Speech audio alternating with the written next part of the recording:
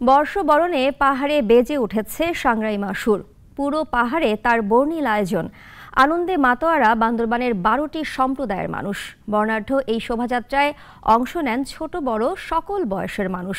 বান্দরবান প্রতিনিধি আকাশ মারমার তথ্যচিত্রে আরও জানাচ্ছেন ফজলে রাব্বি। শুরু হয়েছে মারমাদের প্রধান উৎসব মায়া সাংগ্রাই বয়ে। সুরের ছন্দে পুরো পাহাড় এখন বর্ণিল আয়োজন।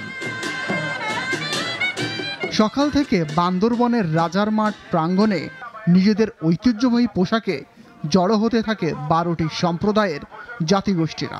উদ্বোধন করেন পার্বত্য চট্টগ্রাম বিষয়ক মন্ত্রণালয়ের স্থায়ী কমিটির সভাপতি বীর বাহাদুর উসই সিং।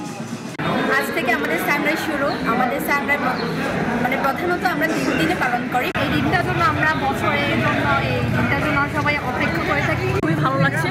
তো আমরা সাংগ্রাইতে খুবই মজা করবো। পুরাতন ব্যর্থতা এবং গ্লানি ভুলে নতুন দিনের স্বপ্ন দেখি। প্রতিটি পাহাড়ি পল্লীতে সাংগ্রাইয়ের সাজ। মাস জুড়ে এই আনন্দের হাওয়া বইবে 3 পার্বত্য জেলা জুড়ে। সকল ভুলভ্রান্তি পেছনে ফেলে নতুন দিনের প্রত্যাশার কথা বলেন মন্ত্রী।